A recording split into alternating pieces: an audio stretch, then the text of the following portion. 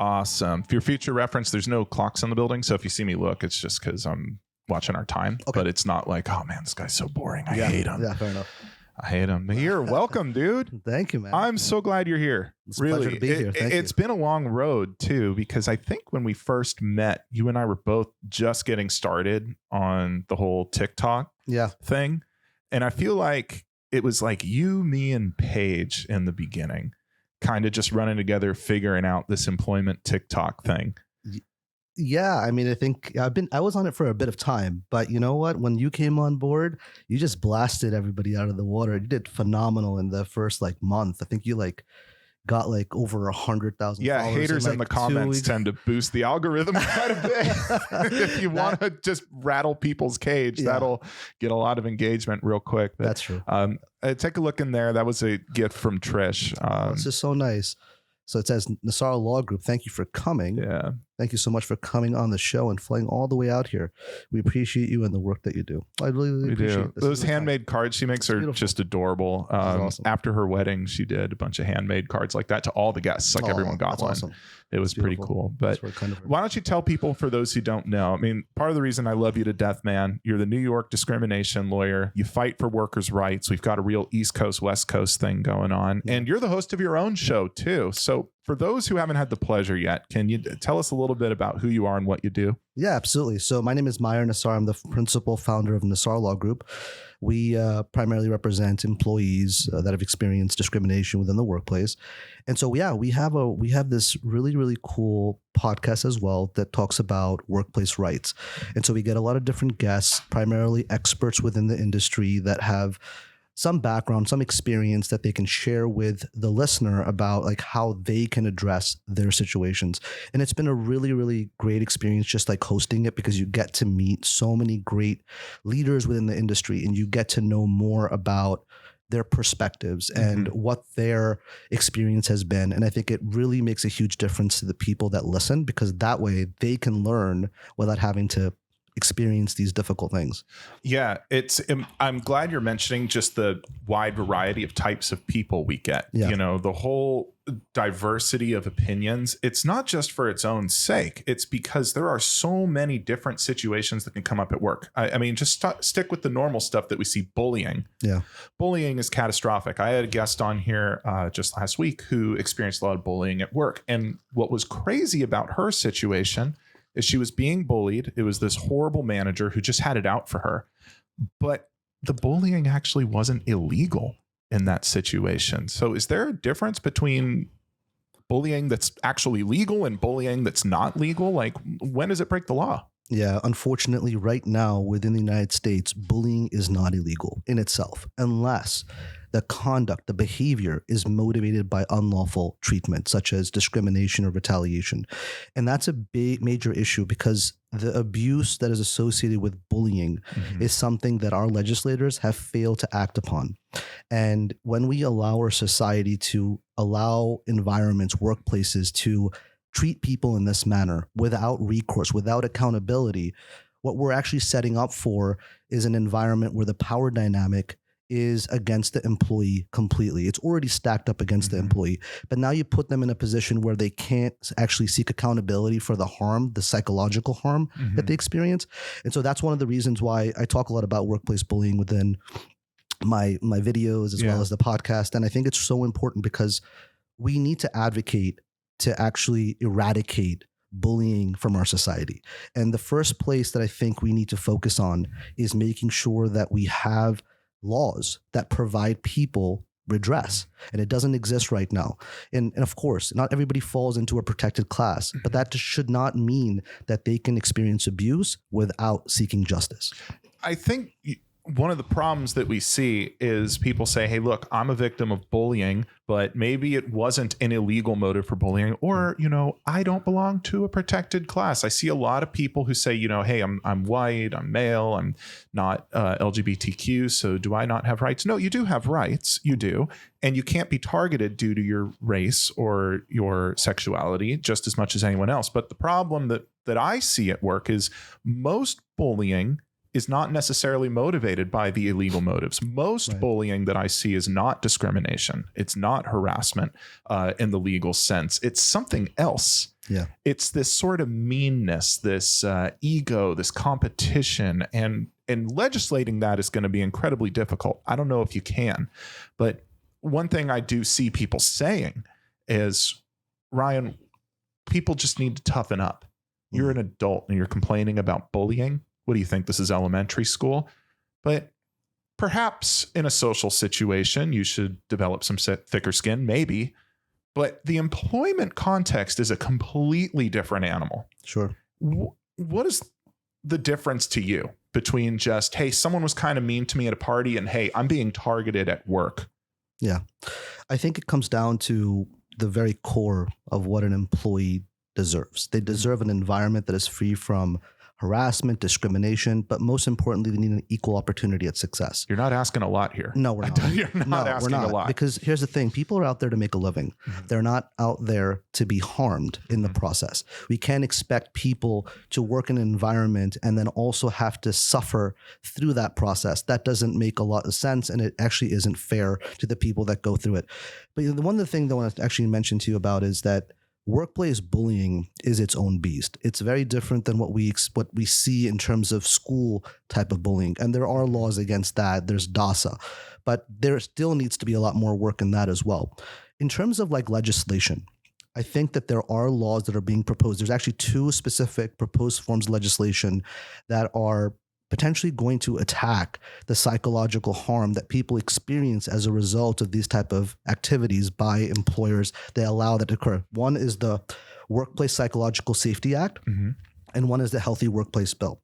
Both of them, they target more or less the behavior.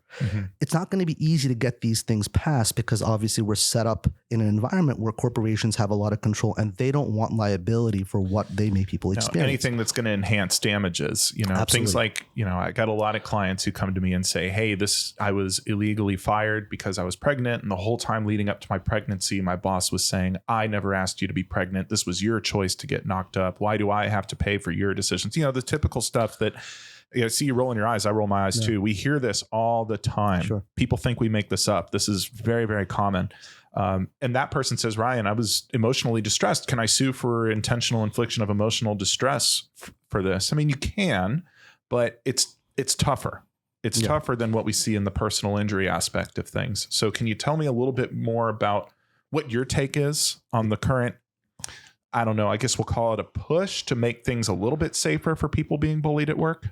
Well, I think the first thing to do is that whenever you're experiencing any kind of psychological harm, when you start to notice the first thing that you're not able to sleep well at night, when you start to notice those changes in your own health, you need to start speaking to healthcare professionals. You need to start speaking with mental health care professionals, because there's nobody that is going to step up to the plate to help you heal from these traumas except you.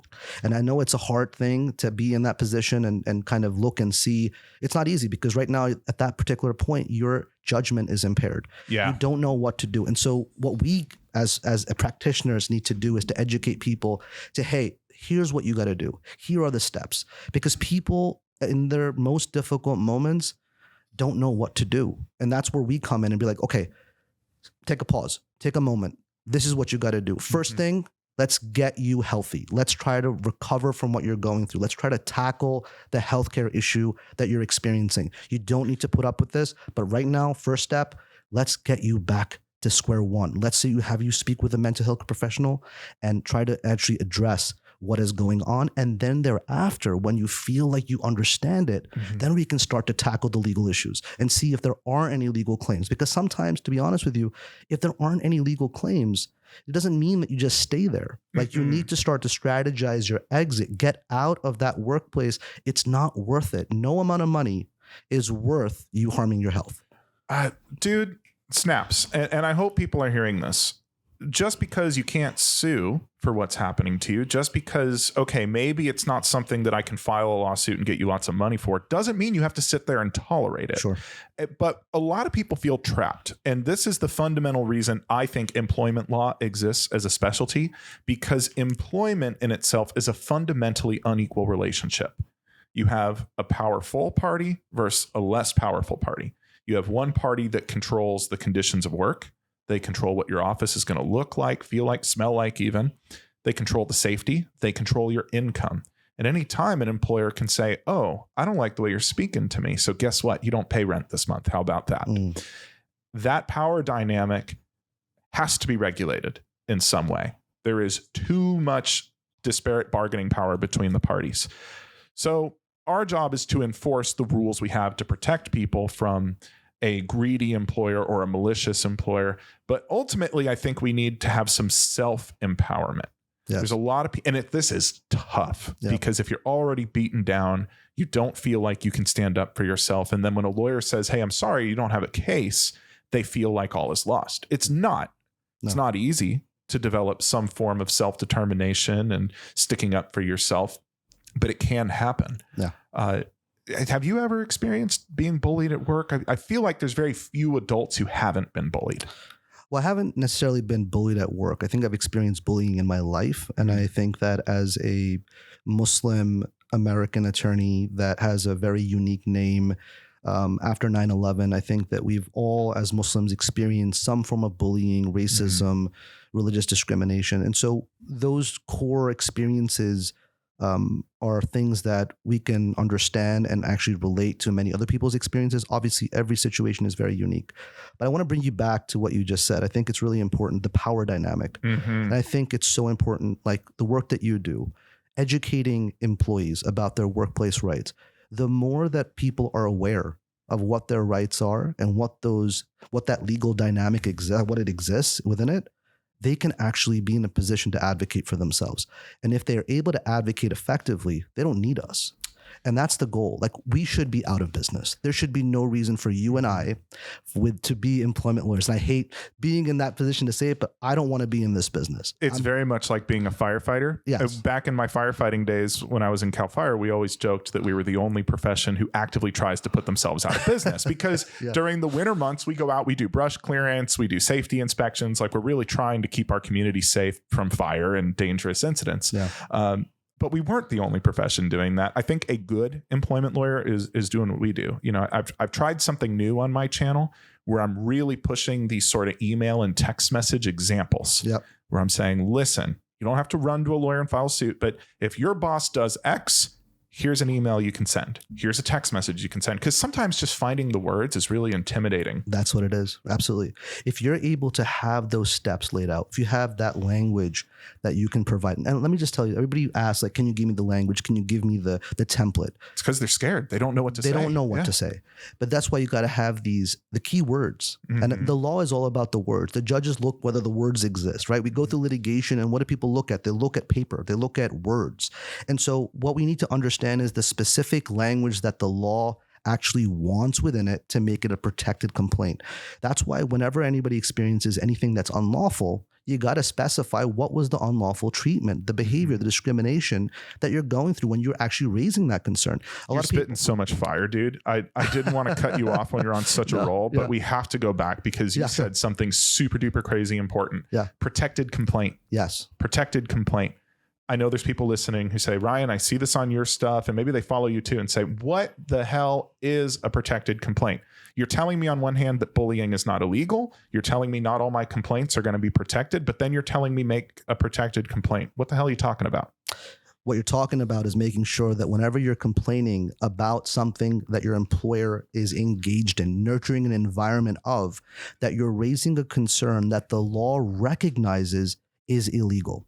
If you're raising a complaint about bullying, if you're raising a complaint solely saying that I'm being treated differently, and you don't specify the unlawful basis of why you're being treated differently, you're going to have a really uphill battle trying to demonstrate that what is happening against you is illegal. And in order to make a protected complaint, you got to specify clearly the unlawful type of treatment that you're going through. So if it's racial discrimination or gender discrimination, you start to notice that your environment is changing because of the way that you're being treated, and you recognize that by looking around that you're the only Black woman that is being treated in this way. You got to say it.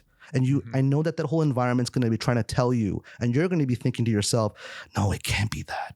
It can't be that. Why would anybody ever look at me in this way? I think we've come past that. I can't imagine that person actually seeing me. It's shocking when it happens. And let me tell you, the worst thing is how people audit themselves. They don't want to believe that they're experiencing unlawful discrimination. And let me just tell you, because we have been, and I think it's come back to one point, we haven't been educated within our school systems of how to advocate for ourselves and to recognize when things are violating our rights. We know how to be good employees, but we don't know how to advocate when our rights as people are being violated. American citizenship classes are cuckoo bonkers.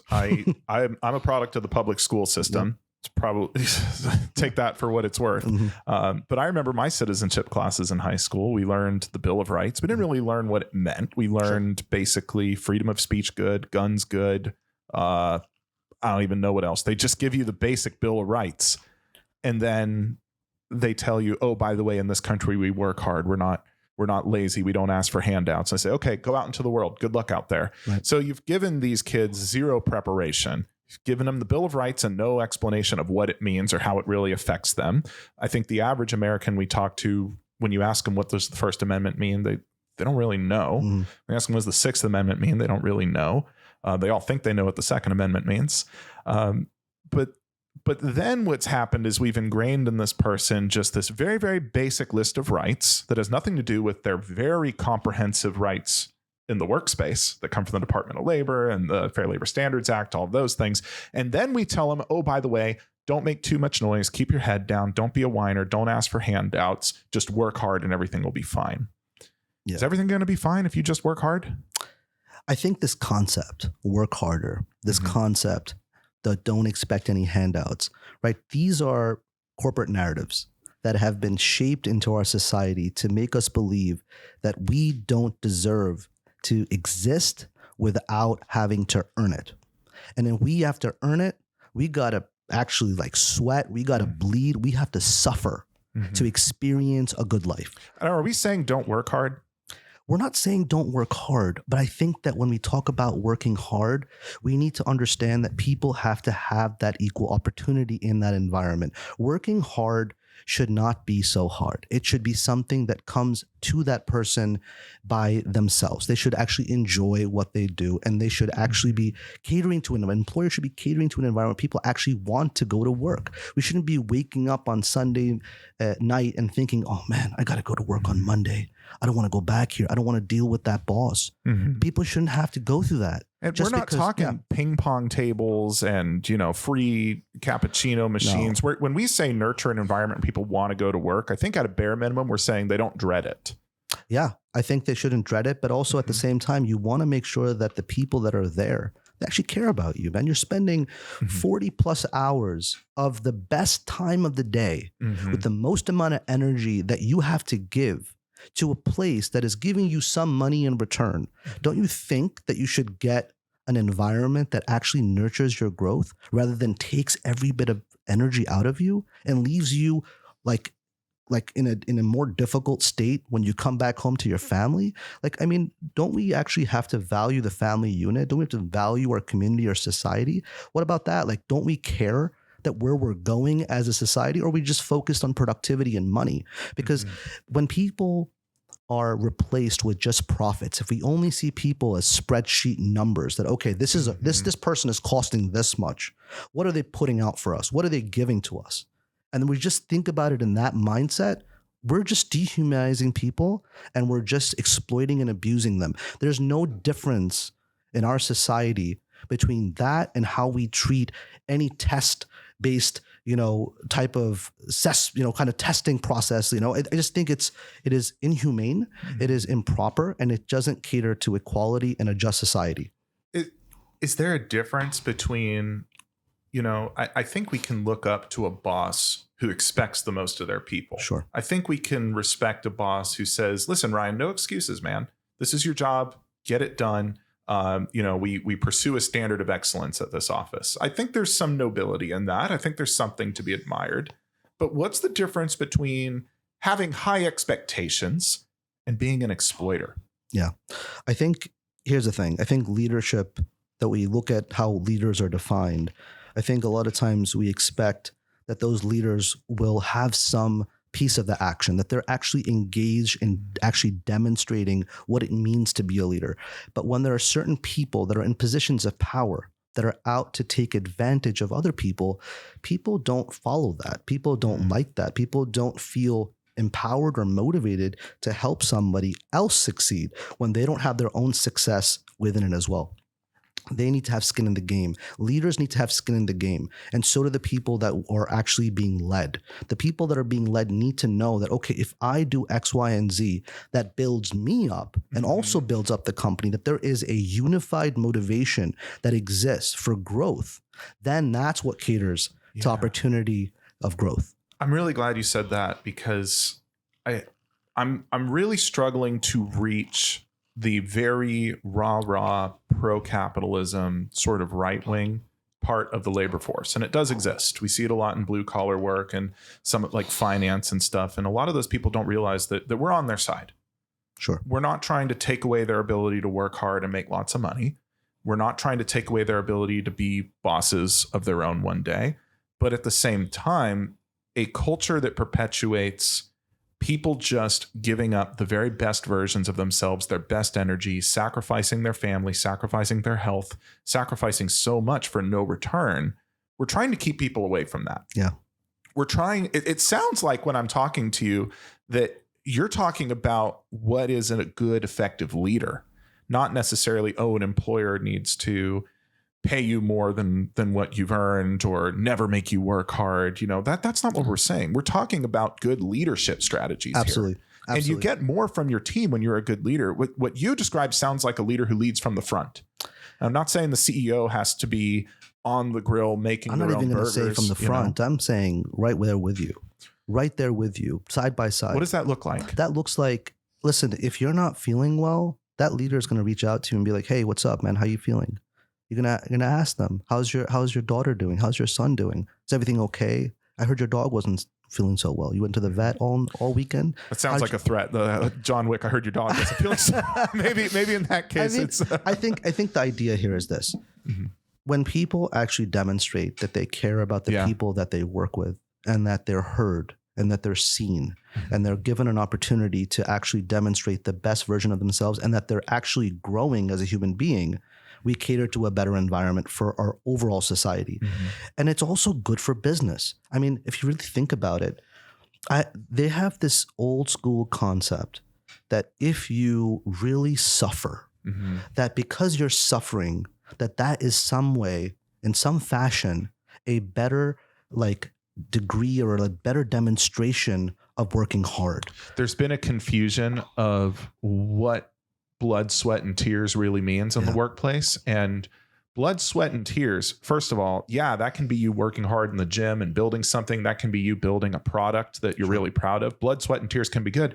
It can also be symptoms that you've been struck by a car, which is not good. Yeah. Not all pain is gain. No. So I think this will be the last time I really step on the soapbox and try to explain to people, I'm not saying don't work hard. I'm not saying don't have high expectations of your team, but I am saying be thoughtful about where stress points are being applied. Be thoughtful about the humans on your team. I know in my law firm, I'm pretty strict about my team calling it a day around 5 or 6. I don't like when my team works late. Now, look, we're both lawyers. You and I know sometimes it's inevitable. In our career. It's just, there's going to be days where you're up till midnight working on something. There's nothing we can do to stop it. But that can't be every night. Yeah. And we can't glorify that. No. It doesn't help the client, because then you get burnt out people, and burnt out people aren't paying attention because they're exhausted. And your team can only be exhausted so long before it implodes. So if you can't be a sort of more empathetic boss for human reasons, look at your bottom line. How much money are you going to lose if your turnover is through the roof? How much money are you going to lose if people aren't able to be their best at work? Or what if, here's another thing that's come up a lot in the news lately. We talk about quiet quitting. We talk about loud quitting. I don't know if you heard about this new one that they come up with. They're coming up with a new word for us every week, it seems. For sure. Being an oppressive, demanding boss who insists that your employees serve no purpose except to show up and work hard for you without any complaint. is a recipe to be very lonely and not make a lot of money, I think. Yeah. This episode of Working Class is brought to you by the best law firm in the world, my law firm. That's right. I am a practicing attorney, folks, and I am the founder and CEO of Centurion Trial Attorneys. We fight for workers' rights and we represent victims of serious accidents. Hey, don't go with a billboard lawyer. Go with a real litigator. We get better results and we fight harder. CenturionTrialAttorneys.com or dial 888-CALL-RYAN. You know, one of the things you mentioned about, bosses that are in this like abusive practices, just never forget that the employers are condoning this. They are structuring, they are catering to this environment where these people stay in the positions that they're in. They are encouraged by not being addressed, not being held accountable, that they are in this position to continue doing this. Because this, once again, it's, comes back to this thought process that if management is going to express themselves in a way where they need to have these deadlines met, where people's experiences in life are not going to be addressed, that, you know what, we're just going to have to get rid of you. You're just not good enough. And here's the thing. When we talk about accountability, right, and educating people about why they need to fight for their rights and when they need to stand their ground and need to actually demonstrate their boundaries. Why do we do that? We do that so that they know when it's time to go, and also how that workplace should recognize that nobody else is going to come to this place and work for this person in this manner. We need to actually cater to this. This is what the power dynamic is. These are the people saying no one wants to work anymore. It's like, no, people want to work. Just word's gotten out that working for you sucks. Yes, that's it. That's it.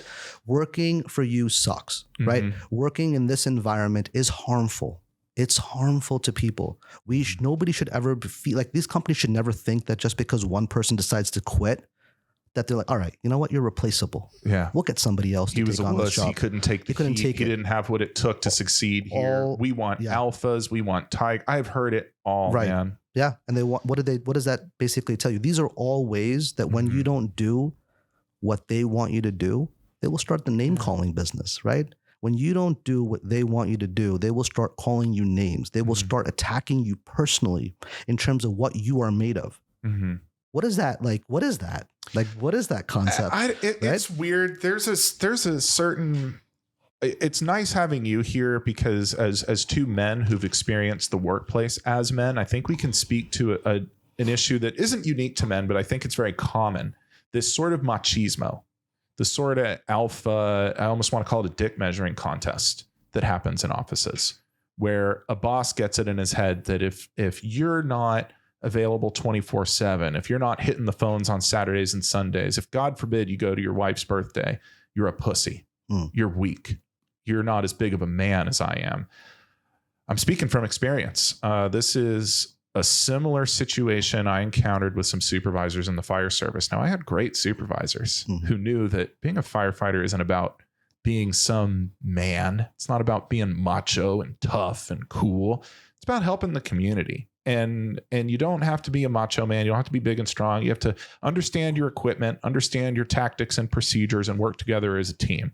You can be a 5'6", 140-pound firefighter and do just fine. Be part of a team, But there were some guys who got it in their head that no, you need to do this for me. And really, it's not even productive work that these bosses are demanding. They're demanding acts of subservience. It was the little things. Steiger, go make me, this coffee just right the way I want. Well, I already made coffee for the team. I have to go do engine checkout. Captain, I don't care what Captain says. You make my coffee and you do it this way, or else you're a bitch. You're not a team member. You see what I mean? Yeah. Like these petty little. I mean, do you have an opinion about machismo in the workplace and how it can affect men's health, particularly, since we can speak from that experience? I think these generalizations, these stereotypes, these gender expectations, these gender roles are all forms of very, very old school forms of bias and prejudice, right? We are setting these standards by people that have been nurtured to think that the only use of their existence is to do 120% and give their blood, sweat, and tears. The same concept, right? You got to do what you're told. You got to do what you're told. And if you don't do it, then we're going to start, saying that you're not this? They say what you're is not this? manly. You're not attack manly, your right? gender identity. Right, exactly. So when they're actually setting up these expectations that, you know, a man is this. This is what a man is meant to be. I've heard that so many times. This is what a man is. Yeah. And they don't say it out loud. They just say like what you aren't. Mm-hmm. And then you kind of have to look and see, okay, well, so this means that this is what a man is. What is normal? What is a man supposed to be in your mindset? So that person that has that type of thought process has a serious legal issue that exists. First of all, as someone who promotes a workplace like this, you know, I get a lot of comments saying, oh, this is only for protected class. Being a male is of course a protected characteristic. Absolutely. If someone's coming out to you and consistently saying, hey, Steiger, go hit the phones on Saturday and don't you dare clock in for overtime. You know you didn't hit your numbers this week, and a real man is going to provide for this company, and man up and don't be a bitch. That's gender discrimination, man. Of course. We're hitting all the things. But this idea, and I'm really glad we're here to talk about this specific issue, because I think it's a really toxic issue that doesn't get talked about at all. Yeah. This idea that some employers will attack your sense of gender identity, attack your masculinity if you do not show how subservient you can be, saying that only a real man is going to do what I'm demanding for you. And if you quit and if you whine, it's because you're not a real man. That is a deeply hurtful thing to do to an employee. Yeah. Especially someone who maybe we're all human beings. We're all still figuring out who we are and what we want out of life. Yeah. It's really scary when someone attacks your identity. Yeah, absolutely. And I think that this is one of those things, once again, we have been trained. I mean, it's so important to like note this. I was at a toy store with my daughter, mm-hmm. and I saw another father with his daughter, and I saw them looking at toys. Mm-hmm. And the daughter, this is in the Middle East at this point. Oh, where were you? I was in Saudi Arabia. I was actually there for like a mini pilgrimage called Umrah. So we go there for like a spiritual rejuvenation. Is that an annual thing? Or? No, it's just whenever outside of the period when you actually do the main pilgrimage, which is the Hajj. Wow. So okay. I was there by myself, but I was actually witnessing a father and a daughter. I was looking for a toy for my daughter. And I saw this father watching his daughter while his daughter was looking at the toys. And one of the toys that she saw was a doctor set.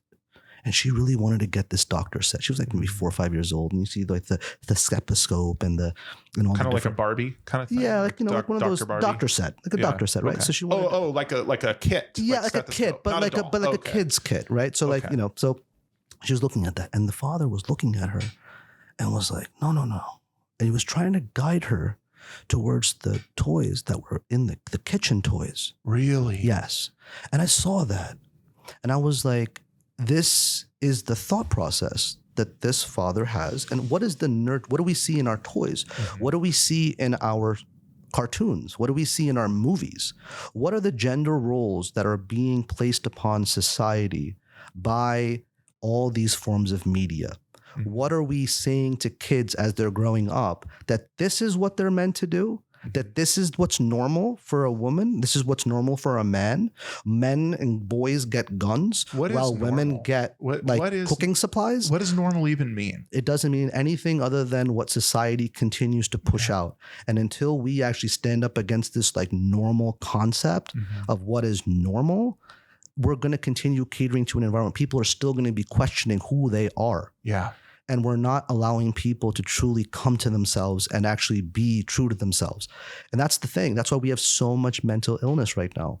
I talk a lot about mental health when we talk about, workplace issues. And I've seen, obviously following the pandemic, it just went beyond, right? People feel scared. Yeah. I think there's a lot less stability in people's minds now than there was 4 years ago. They're 100%. Things feel a lot more delicate. Yeah. And that's hard for someone who's maybe not making a whole lot of money, where one bad day at work can mean they lose their apartment. Yeah. And it's also hard for maybe if someone's not financially struggling, thank God, good situation to be in, but you're not out of the woods yet. You're still trying. The human experience is messy. It is messy being a human being. You get all these expectations in the beginning. You're told by so many people what you should and shouldn't be. And deep down, you're still trying to figure out who you are. Yeah. And the problem with that is an insecure person can sometimes turn into a very toxic person. Yeah. If our own inner insecurity causes us to lash out at people, which isn't good. Mm-hmm. Which I think demands the question. I mean, are traditional gender roles inherently bad? I don't think there's a matter of whether it's good or bad. I think it's a matter of where we're pushing people to be and what we expect of them. And if we're expecting that men should not be in the nursing profession, that women should not be in the construction industry, that what we're basically shaping our society to be is that this is for you and this is for them. We're putting up walls around someone's personal development. Yeah. Because I think about that little girl. She had an interest in medicine. She did. Look, when I was that age, I think I wanted to be a rock and roll star. I discovered the Eagles when I was 4 or 5 years old. I was super obsessed, loved the Eagles. I got a little bucket and some sticks. I was like, Mom, I'm playing the drums. I'm going to be a rock and roll star. And, thank goodness they just let me play around with the buckets. They let me explore. They let me experiment and figure out who I wanted to be. And who knows, maybe I would have been a great drummer if I had leaned into it. But same for this little girl. Let her play with the medical stuff. Let her see what it feels like. Let her explore that curiosity, because when you put a cap on it and say, no, you can't go there, you've blocked off an entire path of personal development. Yeah. Even if she never chose to be a doctor, not saying she would or wouldn't, but let them explore. And when you force them into, no, cooking things for you, you're going to create a person who just, that first sparkle of individuality and curiosity, you just snuffed it out. Yeah. And I think here's the thing. I'll tell you a little bit more of a personal story. So growing up, my dad wanted me to become a doctor. I love my dad, but he really wanted me to become a doctor. It's a really, really typical like South Asian type of thought process that, in order to make sure that we are going to make money and we're also going to have a doctor within the family to take care of us in the event that any one of us gets sick. Was your dad a doctor? No, he wasn't. What was his background? So he was an IT professional. Oh, okay. Right. And so, but it's kind of a really, really common experience for South Asian people to be pushed into the medical professional, even for people from Asia, people from certain parts of the Middle East. So becoming a doctor is like, financial protection as well as health protection for the family all together. So they can call you whenever they have an issue, get a prescription. It's a win-win-win. It's a win-win, especially for first-generation families. I mean, hey, we've got our health covered. We've got a good job. You get respect from the community. Doctors are generally very respected. Yes. I don't fault a parent for saying, I want my kid to be a doctor. But how did that affect you? It affected me pretty heavily, but the one thing was that it allowed me to overcome it. I had to actually, it was pretty intense. And I say this because I want people to understand that a lot of parents want the best for their kids, but a lot of times what happens is that they're pushing out their thought processes on what is good and what is bad and what they should be as a human being, rather than allowing what you were saying to explore, gain that curiosity, learn more about yourself, and be able to choose what you want to be and how you want to actually shape up to be as a human being. Because you are yourself, right? You're not your dad. You're not your mom. You're you. And that's the beauty of you, is that you can actually choose to live the life that's true to you. And so when it came to that was inspirational, man. I felt a little happy. Thank you. It's not easy. Yeah. A lot of people are not living the lives that they want to live. No, it's true. I think one of the sincerest form of misery that a person can have, you can have everything. You can have a job that pays well, you can have it, but if you are not being yourself, if you feel like you're living a lie, if you're hiding parts of yourself, this is why I care so much for the LGBTQ community. Sure. This idea that you have to hide and control and not be yourself, that is a prison. It is. That is a prison. And I think, one of the things, and I'll say it here, I am a proud supporter of the LGBTQ community. I believe that every human being should have the choice to be proud of who they are, to live comfortably, to have an equal opportunity of living a life that they deserve. That being said, there are many communities out there, religious communities, that take issue with that. They have issues that are very, very, it kind of conflicts with their personal beliefs, their religious beliefs. And a lot of times with that, what that happens is that people have this underlying implicit bias and underlying prejudice in how they treat them, how they treat certain people. So I think, I've been actually having a lot of issue with the Muslim community with respect. I mean, overall, we've always been, the Muslim community as a whole has always been an LGBTQ supporter when it came to political alignment. But over recently, there has been some push by a lot of Muslim scholars that have actually taken issue with the idea of supporting the ideology that we want to show up at the pride parades. I personally believe that we should always support humanity. Mm-hmm. We should always support people's choices to live who they are. We should never, ever place any form of judgment on anyone solely for the choices on who they love, who they are. Mm-hmm. That should never exist. But we live in a society where people have these very deeply sowed religious beliefs, and it really actually takes a big toll on them not being able to see other people's perspectives. It's a shame. I grew up in a religious community, and for the first few years of my life, because this is all I was taught. Yeah. Children often are a reflection of their parents' values initially, because where else are they going to develop values from? Where I was not accepting of the LGBT community, because I was taught at a young age that it was a sin and it was wrong. But it was so strange. The church was trying to teach me that this was a sin, it's wrong, it's shameful, but be nice to the LGBT community because you're a sinner too. But it was still, and they would say that like, oh, see, we're not bigoted. We don't hate them. We just think that they're evil sinners for what they do, but we're all sinners. And it was so backwards. It's like, wait, but you keep saying that who they are inherently, that they have no control over. It's just who they are. And you're saying that's a sin. How is that any different from telling someone that they're a sinner because they're black, because they're Asian, because you're a man. Oh my God, you're a man. What a sinner. How dare you be a man? It's like that. I was just born this way. I didn't ask for it. Yeah. It's really tough to reconcile a religious practice that on one end wants to be peaceful and accepting and preach, a better way of living, but at the same time saying, oh, you're not good. Yeah. You need to be fixed. And that shouldn't be what religion should ever be, right? It's tough to tell a religious practitioner what their religion should and shouldn't be. I would never go into a mosque and go, guys, you're doing it all wrong. What do we do? It's not my place. Yeah, I agree. And it's not my place either. But I'll say this, if there's a religious belief in my thought process, and certainly I don't make anybody subscribe or follow me based upon my beliefs, but I don't think that anybody should ever judge someone for who they are, as long as it harms no one else. I think that's a very simple process. Like, the no harm is a really important part. Yeah. We talk about loving people and, don't judge people who they want to be and who they want to love. I mean, truly, if there's informed consent on all sides, I really don't see the problem. Do you find personal conflict between what you do for a living and your religious practice? It sounds like there's a little bit of conflict in the past couple of years between you and the bigger Muslim community. No. I personally, my religious beliefs as a Muslim, and I'm more and more a practitioner of my faith, and I think that our faith of Islam is a monotheistic religion, and it came, following, Christianity and as well as Judaism. And so we're all from the same founder, Abraham. Same neighborhood. Right. Yeah. Same neighborhood, same Abraham being the father of the monotheistic faith. And so a lot of the stories that you're talking about, like with, Sodom and Gomorrah and those type of stories that kind of are foundations of these issues that people have issue with in terms of the religion as well as the LGBT practices, I think are certainly controversial, and they are there for a reason.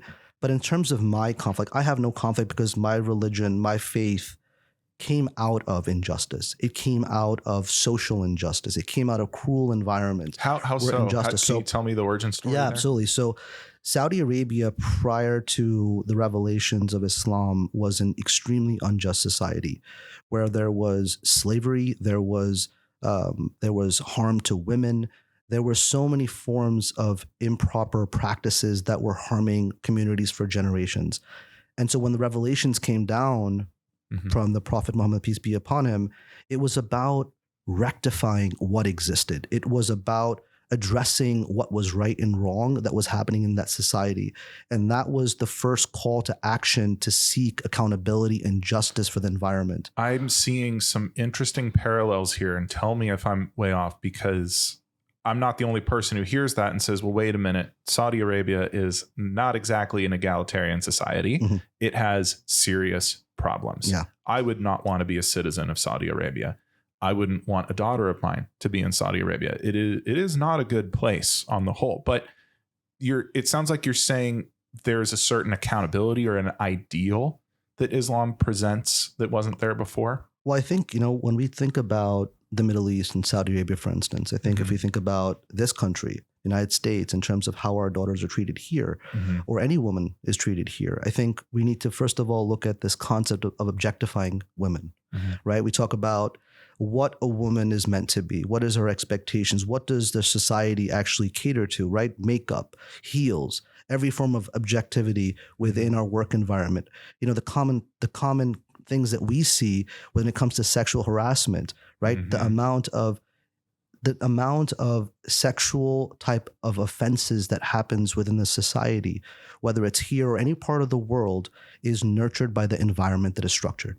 So, and I say this as a means of trying to not necessarily differentiate or accept that, you know, the Middle East or parts of the Middle East or the US they need there's a lot more work that needs to be done in all places. Yeah. But when it comes to Saudi Arabia, I think that, you know, Islam was a mechanism to actually educate people to the point of coming up with better rights for women. They had the right to own property. They had the right to vote. They had the right to divorce. These are things that predated the United States getting any of these rights. It's so crazy that we need a religion. We need rules to say, hey, you know, this whole section of our society, people who identify as women, should be allowed to own some land. They should be allowed to vote and have decisions in the society they live in. And Saudi Arabia is not unique in the United States. My grandmother is 95 years old. She was born in 1928, 27. She, not even 6-7 years before she was born, she wouldn't have been allowed to vote. The right for women to vote in our country is very, very new. Yeah.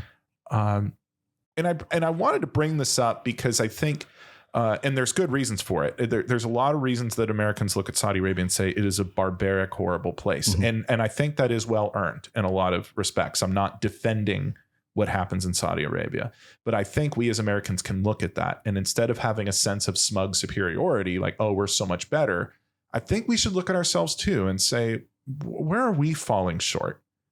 Are we really that much morally superior, or do we have work to do too? Yeah, I don't think the United States is moral superior in most instances. I think we're pretty inferior throughout the world when it comes to morals. Saudi Arabia, and there's a new, obviously, Prince Mohammed bin Salman. I don't know if you've ever heard of him, but he's making a lot of structural changes in progression of his country and trying to expand a lot more in terms of equality and rights. And that's a big leap forward for a lot of the history and traditions that exist there. But this is a country that has held on to a lot of its practices, its culture. And it's not something that I think a lot of people confuse, that Saudi Arabia is a reflection of Islam. The majority of Muslims that exist within this world are not Arab. They're not from Saudi Arabia. Isn't Africa where a pretty large Muslim population in Africa, isn't there? There's a large Muslim population pretty much all over the world right now. We're probably, and I think a lot of statistics have a little bit of it's the second, at least official religion, but I think it might be the largest religion at this point. But nobody's really counting that well. But I would say this: I think the world that Muslims are not Arabs. The vast majority of Muslims are not Arab. They make up a very small percentage. They just happens to be the place where the religion was founded in Saudi Arabia, and that's where the holy sites are. The holy sites just as many Christians are not Israeli, even though their holy sites are in Israel. Right, exactly. Yeah, I think we can explain that to people. And I also think that a lot of what we talk about in terms of the media perception of places such as the Middle East, Saudi Arabia, other countries, that plays into a lot of this thought process about how people within our society see them. If we focus on movies and we see that the only terrorist happens to be a Muslim looking guy with a Muslim name, this is something that I experienced right after 9/11. I experienced that type of stereotyping generalization that impacted my very existence. And as an American, I was born and raised here. I lived throughout the world, but I will say that we need to come a little bit more, we need to become more educated on recognizing when the media, when Hollywood, when these shows are depicting people in certain ways that is not a true reflection on who they are and how that harms people. Like for us to be placed in a box to think that in The Simpsons that every Indian or Pakistani that was in a 7-Eleven is just, or a cab driver, like we have these stereotypes. And so if we have these stereotypes and we just spread them, we completely eliminate the idea that these people can be something else. There's an individuality that gets lost. We're just which boxed in. It's ironic because I think, so I mean, look, I love America. I love America. I love it because too. I love Americans. I love it because I can say these things. Yeah, we can say these things. We can talk about it. There's parts of our culture I really like. I like the sort of individualism that gets promoted here. Sure. The idea of, you know, the ideal, at least in the United States, that you can really forge your own path and be something no one's ever seen before. You can be this outrageous, loud, bombastic, confident, really loud version of yourself, and it can be celebrated here. I think that's cool. That's awesome. I think the sort of unrestricted self-expression that Americans have become accustomed to is a good thing. Now, sometimes it can create problems, but I like the individualism, and that's part of the reason I don't like sticking people in these boxes. It's why I wanted to talk about masculinity with you. It's why I wanted to talk about what Islam means to you, these gender types. When we start cramming people in these boxes and saying, no, you've got kind of a Middle Eastern sounding name. You're suspicious. I don't like you. Oh, you look Chinese to me. I bet you're a spy. I don't like you. Real case I'm dealing with, by the way. You know, you're not a man if you don't do what I tell you to do. These boxes are so harmful. They're very harmful. Hey, can I ask you what does Islam mean to you? Just your own unique journey with it. Yeah. I mean, it's always recognizing that no matter what you need, whatever you want, whatever you desire, it doesn't come from any human being. It comes from above. It comes from the creator of the whole world. So focused on doing good, that you're always being watched for the actions that you commit, whether it's good or bad. And you know it within you, whether something is right or wrong. You know it. And what you learn from these forms of religious, whether it's Christianity, Judaism, is that you know where those boundaries are. And some of those boundaries need to be questioned. It's a moral code. It's a moral code. And a lot of our society is built upon and has the foundations in these things. Our law, our legal system has a lot of foundations based out of religion. Right. We look at the courthouse buildings. Who do you think is there? Where do you see those tablets from? You know, you see a lot of it's from religion. I got to hit pause. Yeah. There is a lot of debate that you may remember from law school about having 10 commandments in front of government court buildings. Personally, I guess I'm an agnostic. You know, I'm not so arrogant to believe that just because I don't subscribe to a faith that there's nothing out there. I'm a human. I may die and then shoot up into some clouds and go, oh shit, I was wrong. I mean, I don't know. I'm an agnostic. But you know, 10 Commandments actually doesn't really offend me personally when I see it. I respect, hey, moral code, don't steal, don't kill. I don't like the idea of saying, hey, we're gonna sort of elevate one religion above the others. I don't think that's what this country should be about.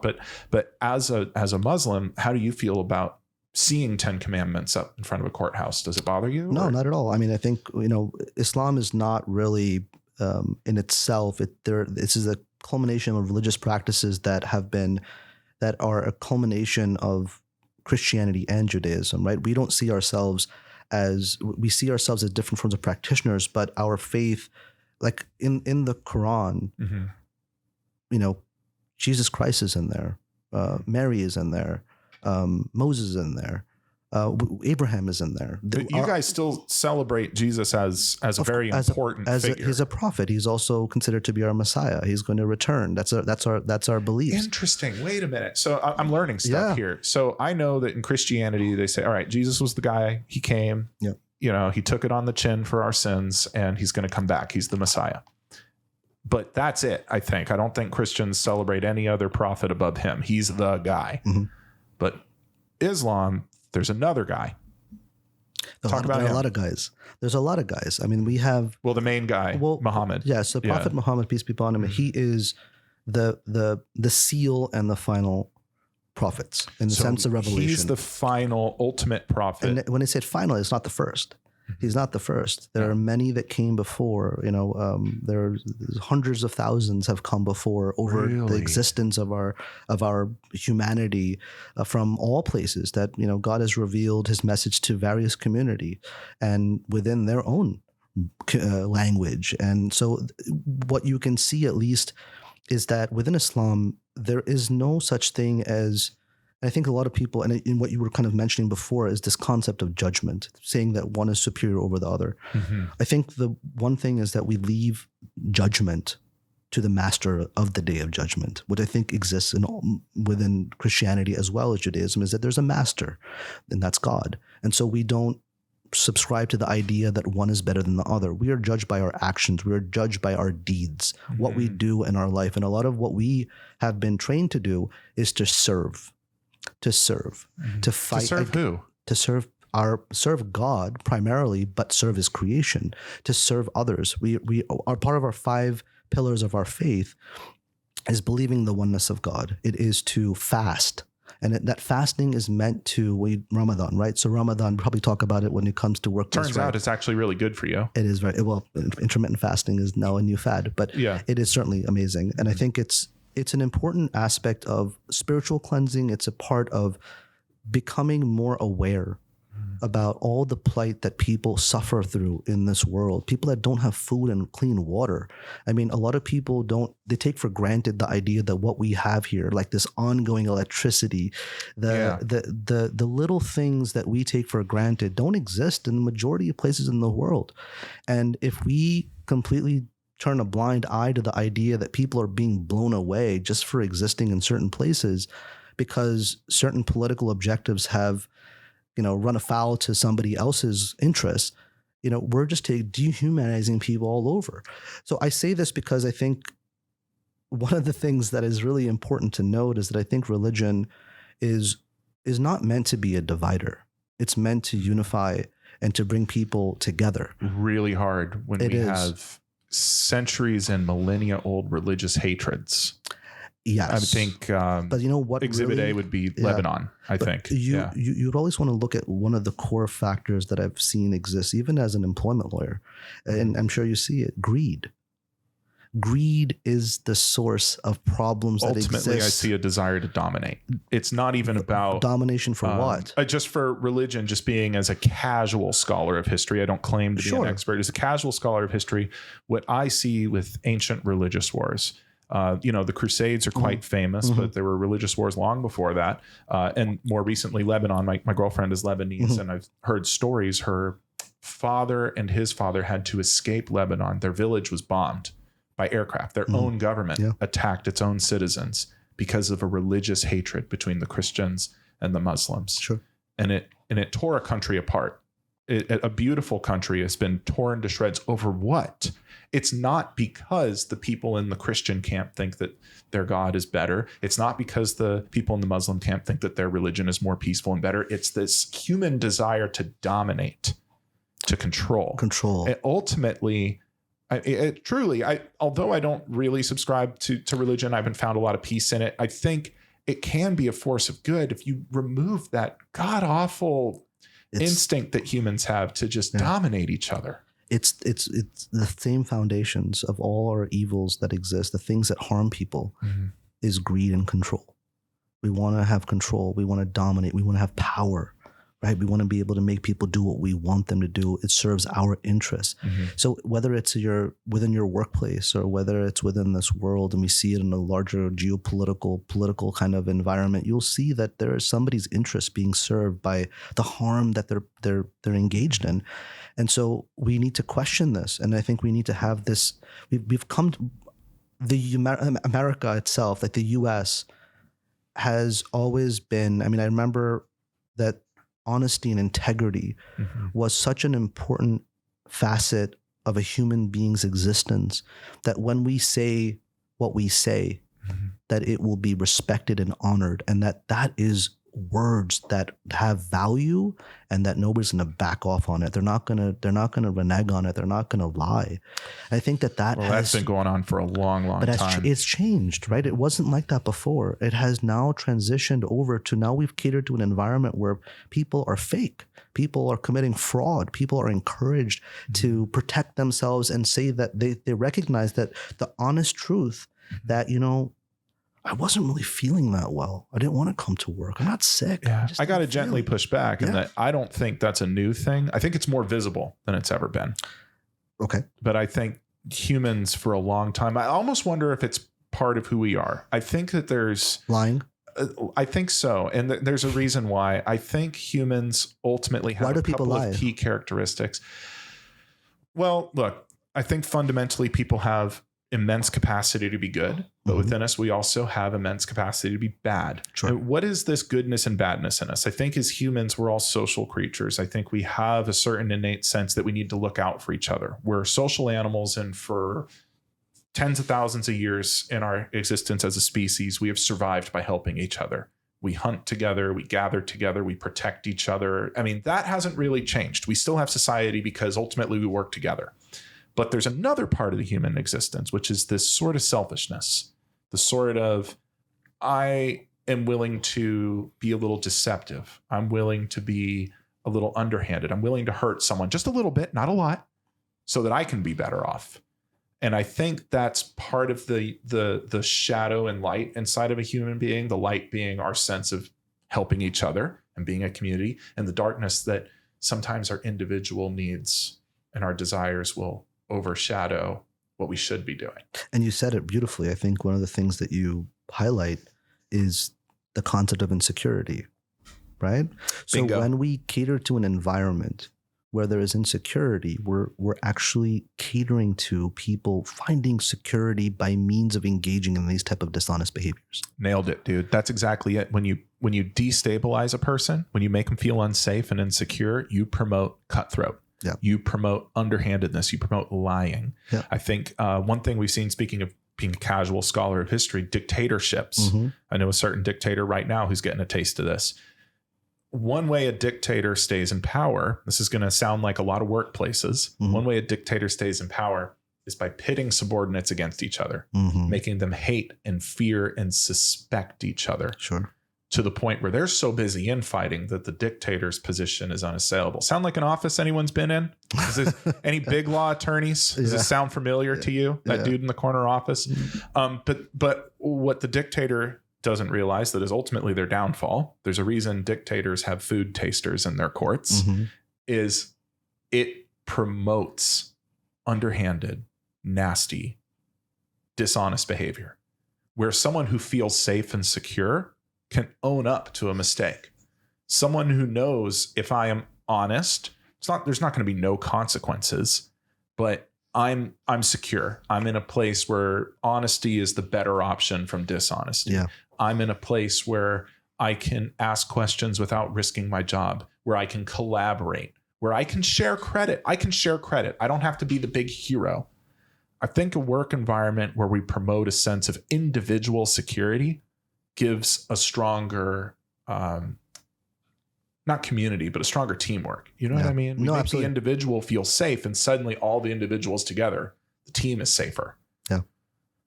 Yeah, absolutely. I think that, if we cater to an environment where we're not engaged in the divide and conquer, right? We're dividing our people in enough means of trying to cater to this so-called healthy competition.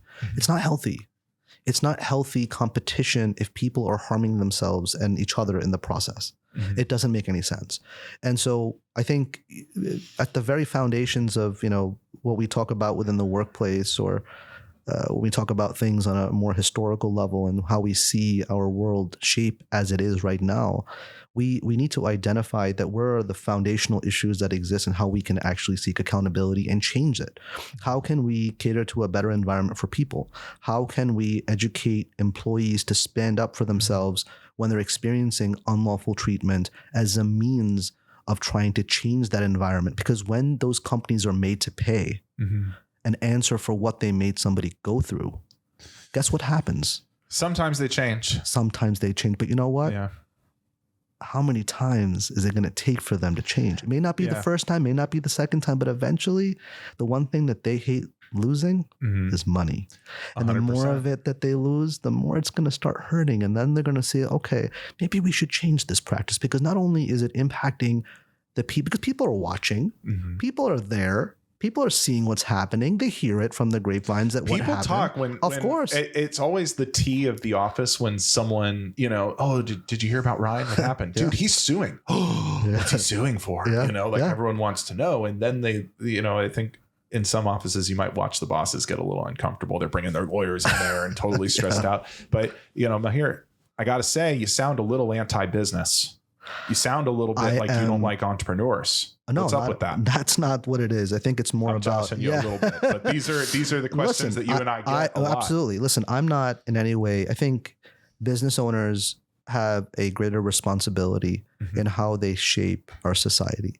They have to be held to a higher standard. You have to be held to a higher standard. I'm so glad you said that. Look, if you're a business owner like me, it's natural. You took on the risk. You took on the work. I built my law firm from nothing, and I put in all the money to do it. Naturally, I make a little bit more than my employees. Not 300 times more. Yeah. That's fucking obscene. It is. That's obscene. Even 20 times more is kind of indefensible. I make a little bit more than my employees. But that isn't just because I deserve it. That's because I am being held to a higher standard. Yeah. I can't just be emotional and explode on my subordinates. I can't just take out my frustrations on them. I can't just demand more and more and more without any sort of return for these people. I am being held to a higher standard. And you're an employer too. Yeah. And I presume that you're probably the highest or one of the highest paid people at your firm, as you should be. It's yours, but you're held to a higher standard too. I think here's the thing, the power dynamic, right? The power dynamic exists. And we talked about this earlier. People that know how to defend themselves, how to advocate for themselves, they can really make a better living by making sure that they express how they're experiencing something that may not be fair. So I think when you talk about we need to be held to a higher standard, we actually have to be held to it. Somebody's got to actually speak up. Somebody's actually has to know what to say. And they need to do it in a way which we both talk about is developing that paper trail. Yeah. We got to make sure that people know that the way that the court system looks at things and sees things is by reading it, what they can hear on a recording if it's legal, or something that they see visually through a video, right? What we talk about, what we see is what actually can be demonstrated. Well, and that's what we need to be able to make sure we do. Your point's well taken, but I got to ask what people listening are probably thinking. Does any of this even matter in an at-will state? Can't the employer just fire you for any reason or no reason? Can't they fire you just because they don't like your shoes? Can't they just lie and say you were a bad worker? Yeah. I mean, in an at-will state, are we just wasting our time, dude? You know what? The biggest thing, and you talk about this and we all talk about it, but no matter how much we talk about it, it will never be enough. At will never means that you can be terminated for an unlawful reason. And no matter how many times you, I, Paige, or any of the attorneys that are out putting out the energy that we're trying to educate people about, we're up against a very strong corporate narrative. Why are we having such a hard time explaining? And I'll just dial this back for anyone who, just to connect the dots here. At-will employment is the standard in 49 states. Montana is the only exception. And at-will employment only means that you can be let go for any lawful reason. You're still protected from wrongful termination. You're still protected from retaliation in all at-will states. And yeah, your employer can say that they're firing you for no reason and they don't have to tell you the reason. Guess what? If a cop arrests a burglar and the burglar says, I didn't do it, do they just get off scot-free? No, you don't need a confession to prove someone broke the law. So I want to make it very clear that we're not wasting time here. No. At-will employment, I work in an at-will state, you work in an at-will state. Yeah. I don't think ever in any of my cases ever have I really cared about at-will employment. Never. It's never really made a difference. Not at all. I think the one thing that I always suggest employees to do if they've been let go and they have not been given a reason, right? And I think a lot of people get a little bit confused about this, that, hey, they never said it, they never gave me the reason. Just up and fired. They just fired me without a reason. Yeah. Well, think about it. think about what happened. They're not going to tell you that they fired you because you're black. They're not going to tell you that they fired you because you're a woman. They're not going to say these things. They're not going to say that they fired you because you objected to sexual harassment. They're not going to say these things. Mm-hmm. What they're going to do is that they're going to protect themselves, and they're going to show up on that day to terminate you, and they're going to go through a script, and they're going to read off that script and tell you all the nice things to make sure that you're able to transition out of that office. That's one way of doing it. Right? Yeah. They're not going to tell you, you know what? We fired you because of this. It's so wild. I get so many comments. I got to stop reading these comments, but I look at them because I'm trying to figure out what are the big questions people have. You know, I get an idea. And I just see it, and it's like, oh, this guy's advice is stupid. This guy clearly doesn't know what he's talking about. No employer is going to say, we're firing you because you're Mexican. Yeah. And all they have to do is not say that, and they win. First of all, thank you for your legal expertise, user 1234778Q. Great, thanks. But that's really not how it works. Yeah. And it's true. No employer is going to say, we're firing you because we found out you're trans. Right. They're going to say, it's just not working out. They're going to say your numbers are bad. Oh, we got customer complaints. I get a lot of that. I get a lot of mysterious customer complaints that come out of thin air.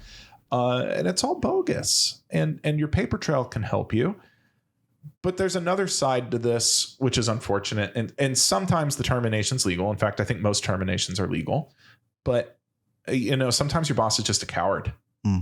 They probably shouldn't be they can't look you in the eye and say, hey, man, it's just not working out. Yeah, it's not easy. Your numbers are low, and I just don't think they're going to get better anytime soon, and I got to let you go. It's scary to have that conversation with someone. As someone who's had those conversations, sure. I don't like them. Nobody likes them. I still cringe, man. It's not fun doing that. But at the end of the day, it's business relationship. And an employer has a right to do that. I think they should, step up to the plate and accept their responsibility to be honest about why someone is losing their job. Sure. But back to the other side of the coin, no employer is going to just come out and say, I'm firing you because you reported us to OSHA. Actually, that's not true. OceanGate, they did that. But that was a different situation. Yeah, I mean, listen, nobody's going to, it's very rare. And I'll say this, that they're going to be that honest about the reasons. They're going to make up some narrative. And this is specifically for those individuals that feel like something unfair happened. When you're being targeted. People, look, I'm not saying there aren't some people who are just perpetually suspicious and maybe they need to just chill out. But you're going to know when it's coming. You get a feeling when you're about to get let go. Yeah. You're not on email chains you used to be on. Your boss doesn't look you in the eye. There's meetings happening that you didn't get a memo for. People are getting upgraded desks and you're not, because they're not going to spend money on someone who's about to get the axe. Like, what do you do when you start seeing the little warning signs? You're like, this isn't going good. Right. I feel like something's coming here. Yeah, absolutely. I mean, I think there's those signs that people do experience, and they recognize that how people are being treated differently than them should be the first indicator. Are there some specific warning signs that you can think of? Yeah, I think that you mentioned a few of them. I think, when the communication starts to become less and less, right? So when they don't want to talk to you, when they don't want to hear you, when they don't want to even see you, that should be a pretty good indication that they don't want you there. And so if you start to see those type of things at the core of it, then it's probably something that you got to look around and be like, okay, how are other people being treated? Who is being treated well? Who's getting preferences? Who is being given opportunity and who isn't? And do you see something that is an identifiable factor between you and those that are getting benefits? So I think those are factors that you want to look at and see if there is something potentially discriminatory, and then raise a concern and be like, hey, I have noticed that I'm not being included. I don't feel like I'm getting an opportunity. I sent you an email. You didn't respond back. These things are red flags that you need to bring attention to. They pile up. They're an accumulation. I don't want to encourage anyone to throw themselves into a tailspin because your boss didn't respond to one email is not the thing. Go have a Sprite about it and calm down. You're going to be fine. Okay. Like, bosses are going to ignore emails sometimes, but we're looking at an accumulation of red flags. But this demands an answer to, well, if things are going so bad, why are you going to rock the boat? Don't complain. For the love of God, don't go to HR. Oh my God. Why are you going to rock the boat? What's your response to that? I think the idea that by complaining, you're escalating or you're actually pushing forward the inevitable decision to terminate you is what people fear. They fear that if they were to speak up, they're going to lose their job. And that's, to some degree, a well-marketed idea that has been spread within companies that don't speak up. Like if you think it's bad now, wait till you ask for help. It's going to get a whole lot worse. Don't speak up. And we were talking about this earlier. What do companies want? They want everybody. Like you were talking about the gossip that happens amongst people when they know that, somebody has a lawsuit going on. Companies want confidentiality. They want silence. They don't want people talking about things that could potentially cause them liability. And so if you start to notice that there's unfair situations that are occurring on a regular basis, that you're being mistreated, that you're not getting a fair shot at an opportunity within that workplace, document a complaint of it via email, specify the unlawful treatment, and retain a copy of it. All to your HR, but keep a copy. Don't leave it on your corporate email.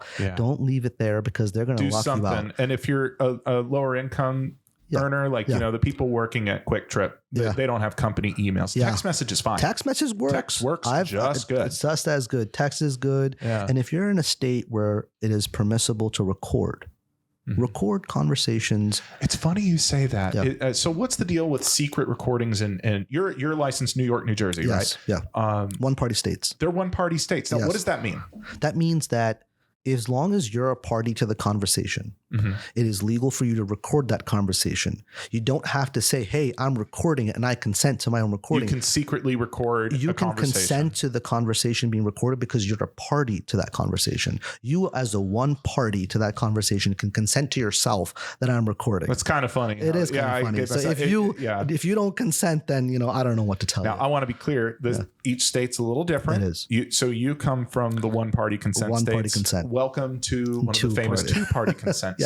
If you secretly record a conversation in California where there's a reasonable expectation of privacy, you just committed a misdemeanor. Yep. You're not going to go to jail. Actually, I don't want to promise that. It's extremely unlikely you will go to jail, but you might get a fine. It's not worth it. And my experience, we might have a disagreement here. I don't know. My experience is most of the recordings that my clients try to give me are garbage. It's like they get real excited. I think it's because it's kind of fun capturing a secret recording. You feel like James Bond for a minute, but then they give it to me and they're like, listen to this. She's being horrible. Oh my God. And I listen to it and I'm like, she's just telling everyone the schedules. I don't understand what the problem here is. So, well, I'm not on the schedule. Like, just give me a copy of the schedule you're not on. I don't need this recording. What is this about? Or even worse, there's a meeting with HR where the employee's being disciplined. And in the heat of the moment, I'm not saying that my client was wrong, but in the heat of the moment, my client gets upset and maybe says some things that doesn't make them look like a good witness. So a lot of times these recordings, they either don't give us what we're looking for, or the way you obtained it was illegal, or you sound bad because you got confrontational with HR. A lot of times in these cases, I want my client to look like the most reasonable person in the room. Of course. That's why I like written complaints. Yes. Because you can write it. You could take a deep breath. You can edit out the cuss words, make it a little shorter, and make you look reasonable. We want Nancy in HR to look like the bad guy. If she's firing you because you reported a manager she liked for sexually harassing you, I don't want a recording of you being hysterical and screaming at her and calling a bitch. I want an email that clearly shows you saying, hey, on this date, Michael grabbed my butt. We were doing a company photo op. He caressed my low back and then he squeezed my butt. I went to HR the next day. It has been 2 weeks. Nothing has happened. And Michael is sending me a text asking me if I'm going to go out with him sometime. This is real. This is real life. People act like this shit doesn't happen. It happens every day. It does. That paper trail, an email laying out what I described, is so much better than a secret recording of my client being hysterical in an argument with HR, because it lays out the facts. That's my take. Have you had a positive outcome with a secret recording in a case? Yes, I have had many positive experiences with recordings, but I agree with you. Listen, there's going to be some recordings that are going to be useless. I'm not saying all of them are bad. I'm just saying most of the time, the effort you put into secretly recording, you're better off just keep your mouth shut and then write it down later. Absolutely. I agree with you. I think the idea that the whole idea is this: you want to be able to capture when you are engaged in protected activity, when you are engaged in a process of complaining, when you are trying to capture them engaging in unlawful conduct towards you. It doesn't make any sense for you to record like work stuff on a daily basis. I get a lot of that. Right? It doesn't make any sense to like try to demonstrate that their tone was really mean to you or That's what it condescending. is. That's what it is. I get a lot of people saying, oh, it's my boss talking about TPS reports or some nonsense. And I'm listening. I'm like, what's the problem? It's like, do you hear how sarcastic he's being? I'm like, I didn't really pick it up because I wasn't there. Maybe it just picks up in person more than on here. Thank you for the recording, but I really like your email that you wrote him. That's helpful. I'll take that. Yeah.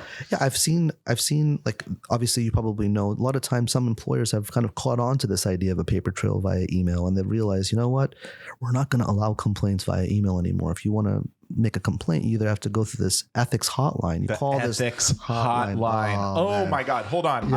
I need a breather for a minute. All right. Sam, can I get a clean? Yeah. Thanks so much. You are awesome. The ethics hotline. Yeah. I need a drink for this. All right. Awesome. What is it about an ethics hotline that raises red flags for you? Well, firstly, I think the part of the ethics hotline is that sometimes they're anonymous. Sometimes they are, first of all, if it's anonymous, like if you're making a complaint anonymously, it's going to be very difficult to be able to demonstrate that you engage in a protected activity because they don't know who actually made the complaint. Boom. Strike one. First of all, assuming that the ethics hotline is truly anonymous. I've seen some shenanigans. Assuming it's truly anonymous, you have just taken the risk of making a protected complaint. And let me be clear, folks. I'm not saying that asserting yourself is risk-free. I'm not saying that standing up to a harasser, an abuser at work, or a bully at work is risk-free. Nothing is risk-free. But if you go and take that risky step of reporting on the ethics hotline and initiating an investigation without any paper trail to protect you, that's tough because now you're going to say, hey, on July 18th, I reported to the ethics hotline. Okay, where's our transcript? What specifically did you say? Because that's going to be part of the case. Not just, oh, you reported on that day. Cool, check the box. We want to know what was said. What was said? Did you identify who the harasser was? And with an ethics hotline, you're not going to get that.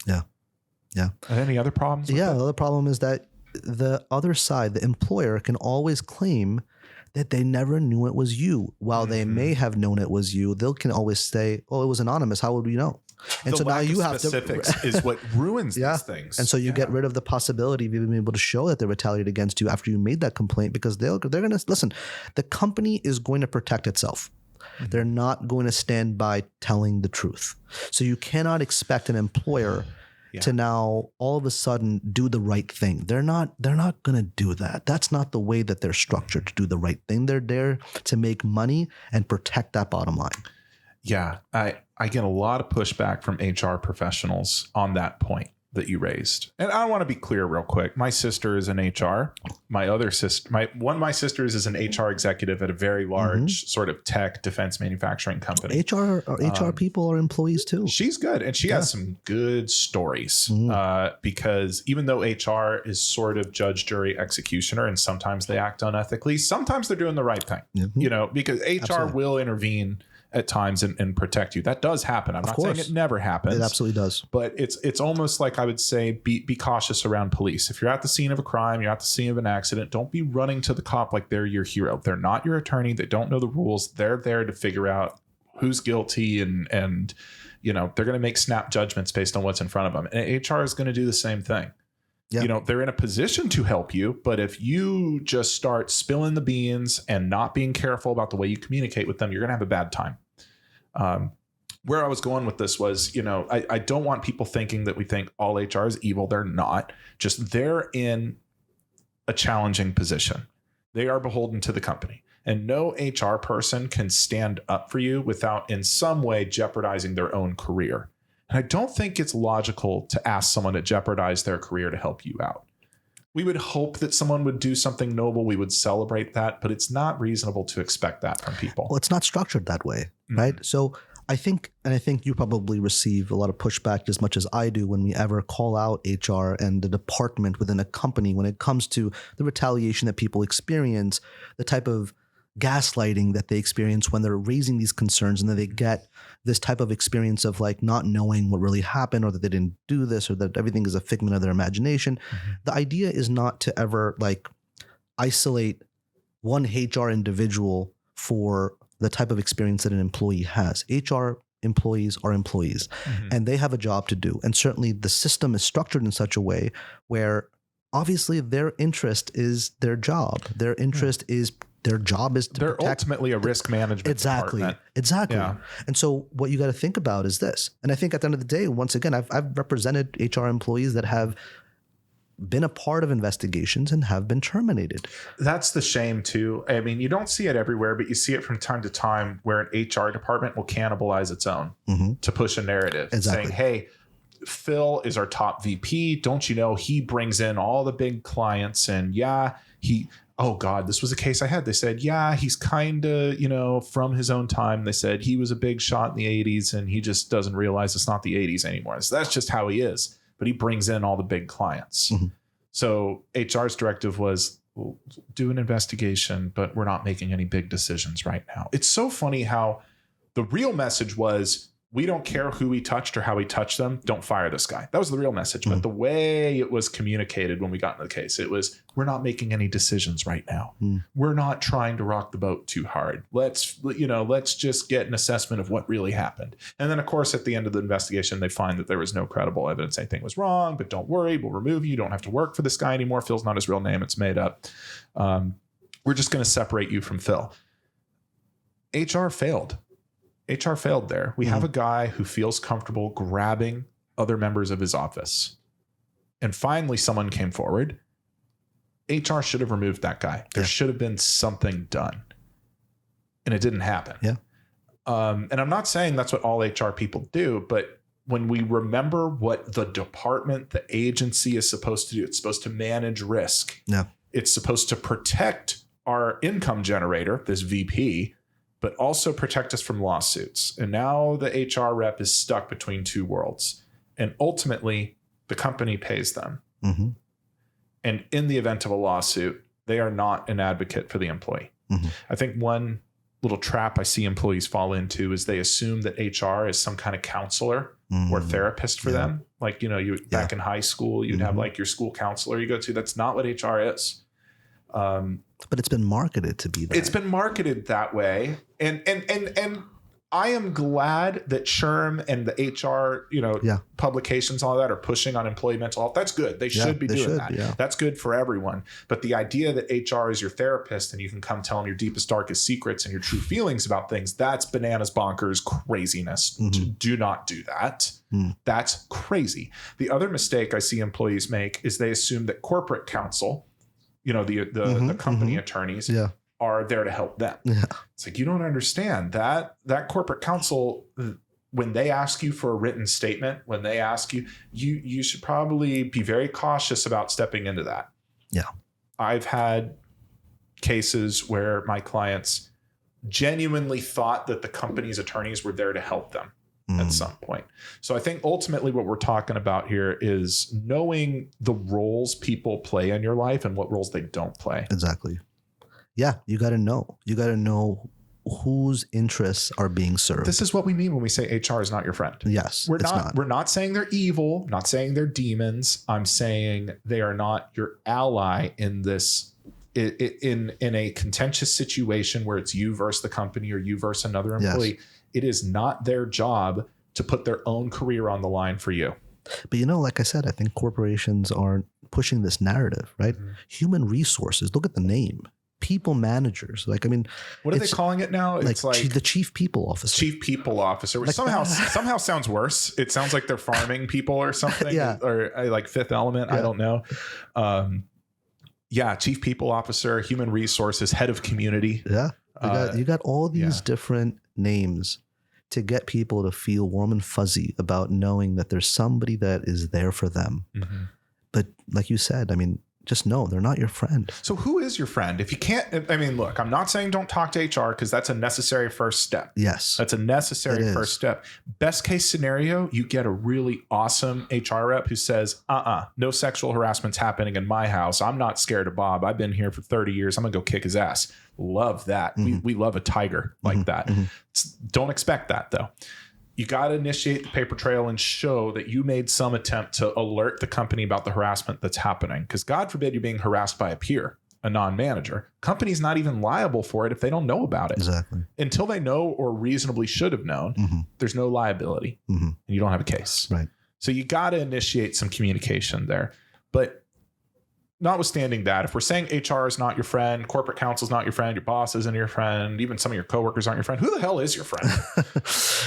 Listen, I think that you need to be your best friend, yourself. Yourself. You gotta be in the position to advocate for yourself. I think if we as attorneys are going to place, I mean, listen, there is no shortage of business out there, and it's not about the money. I mean, I certainly didn't get into this area of the law for money. If I wanted to make money, there's a minimum income we have to make to survive. So of course, it is a little bit about the money. But personally, I think the reason, this is just me giving you my impression of you, I think the reason you're as successful as you are, and the reason that I've looked up to you for years. Oh, thank you. Truly, I'm stoked. I keep disassociating over here, and I can't believe you're in this room with me. I've looked up to you for a long time, man.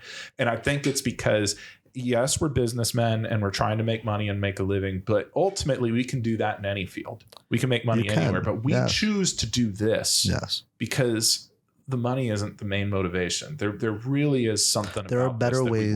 If the focus was money, there are better ways to use our talents. I would have a boutique cheese shop in Santa Barbara. I might partner with you in that. I like cheese, but here, listen. I think if we can educate, and I think we're trying our best to do that. I think you're doing phenomenal. I think thanks, man. This podcast is another mechanism of educating people on being more aware of what their rights are.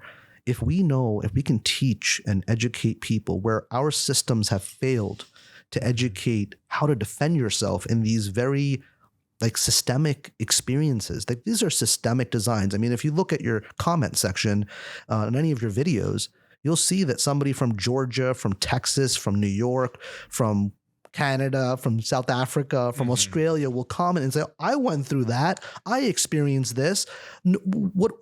This is something that's a systemic issue. This is something that it doesn't happen just in one place. It happens everywhere. Yeah. So, but what is the main thing that we need to do, whether it's in any place for that matter? Obviously, we can't practice in all states, in all countries for that matter.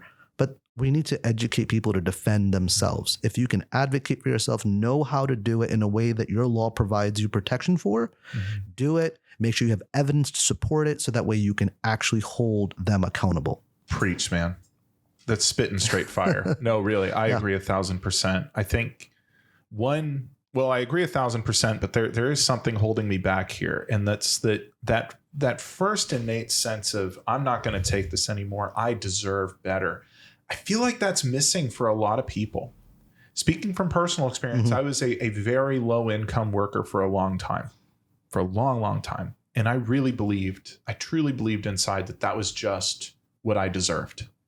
When I got treated bad by a boss, I thought, well, they make more money than me and they're smarter than me and they're more successful. And that's why they get to treat me this way. I internalized that for a long time. I think that's part of what growing up is. It's been my personal journey as figuring out who I am, deciding how do I really deserve to be treated, and deciding how I choose to assert myself. There's a lot of people who do not assert themselves, or if they're firstly starting to figure out how to assert themselves, they don't know how. Some people, when they first figure out this sort of self-determination, they go a little too far and they get a little too aggressive, and that makes their situation worse. There's a balance.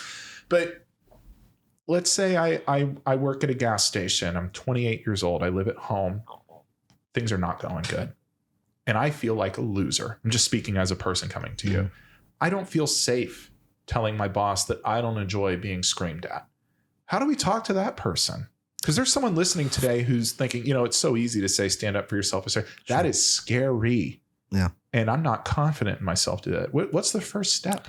Listen, I think there's every right to fear a level of confrontation. I think we all, at any given point when our livelihood is attached to our speaking up and the fear associated with what we know may happen as a result of speaking up, that in your mind is a serious, serious fear. But we only overcome our fears by knowing how we can overcome the challenge.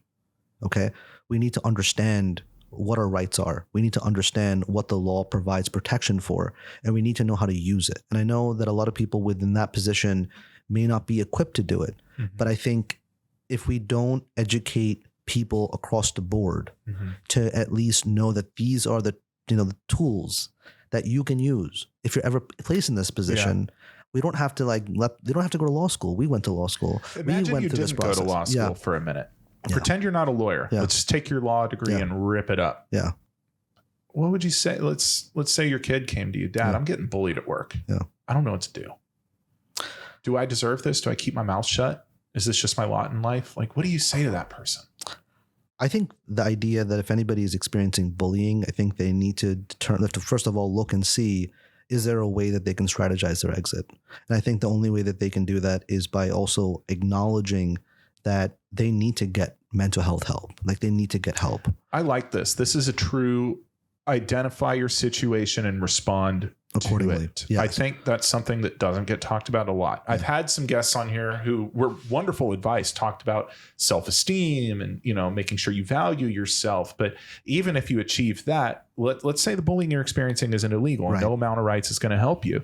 You need to, it's very hard. It's like a jiu-jitsu fighter trying to stay calm while they're under attack. Really incredible. If you watch some of those tournaments and those fights, like someone's literally getting their eyes gouged out and they're staying calm. Like I would be totally panicking. Yeah. But we need to develop that little muscle. I'm under attack. It is scary. My character is being attacked. I'm being yelled at.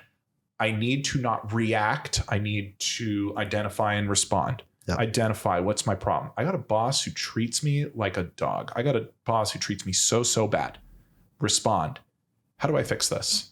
Can't beat him up. It's not the Middle Ages. No. Can I get another job? I don't know. I don't have a lot of experience. Well, put together a resume and focus on the skills you have that you think another employer will appreciate. And start applying, start doing something to extract yourself from that environment, especially if you think it's a dead end. If you have a boss who you think just had a bad day, you can talk to them. Say, listen, Ryan, you kind of snapped at me the other day. I know you got a lot going on, but it hurt my feelings, man. Yeah. Let's keep it professional. Some bosses will react to that. Many won't. Mm-hmm. Some of them are just ogres and you're just going to have to say, look, if you don't appreciate me, I'm out of here. But this idea of identify and respond that you mentioned. Yeah, I think it's important. This. I think it's important. I think the idea that we should understand more clearly what is happening and also how it's impacting us. Because when we're being impacted in an environment where we're experiencing, let's say, workplace bullying, we need to first of all determine whether or not it's illegal before you speak up about whether you confront a legal situation. Like if you're confronting a situation with the idea that you're going to try to seek accountability, like under what? Like, are you seeking accountability under the law, or are you just seeking that's your fortress right there. You have to make sure figure out this is unlawful and I have a legal ground to stand on. Then you're in a fortified position. Exactly, that's good, and that's what you want to have. You don't want to go into a position where you're calling out mistreatment and then be in a position where you're not going to get fired. You're going to get fired for calling it out. Like, I got to raise an alarm here. Not an alarm, but just I guess a footnote or a warning here. Don't be the person who calls out every little thing that every single person does. Sure. Don't be Chicken Little. Don't be the person who cried wolf, because there's definitely a difference between, hey, I'm calling out toxic bullying behavior. I'm calling out aggression. I'm calling out unlawful activity, and just, holy shit, I'm the thought police. And that's the thing. I think you mentioned it clearly. I think those situations where you're concerned about people raising every little thing. If you're complaining about every little thing, you lose so much credibility so fast. True. But there's also a lot of underlying trauma there. Talk more about that. What do you mean? So I think that when there is somebody that is so hyper vigilant about every single thing that is happening around them, that they're so focused and looking for that situation where somebody's going to do something to them because they've experienced it before and they want to avoid, it's a survival mechanism. They may not have actually had a chance to speak with a mental health professional.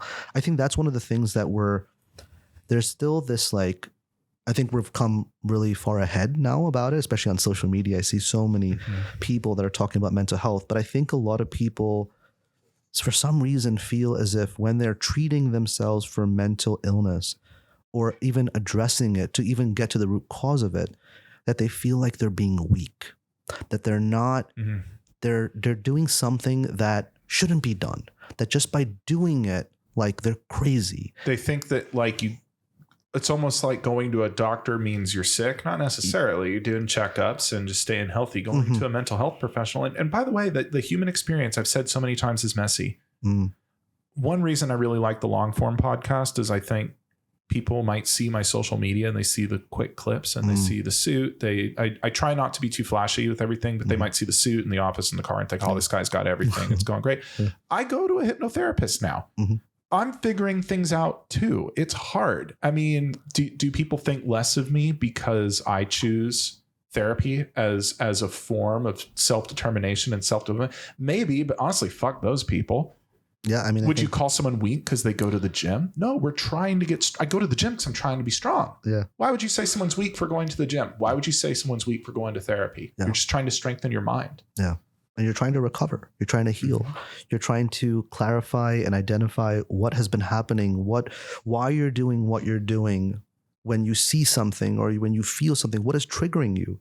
What are those things that impact you in the way that make you react? And how do you come to manage that? How do you find calmness in those difficult circumstances when somebody's putting you in a position that makes you feel really uncomfortable?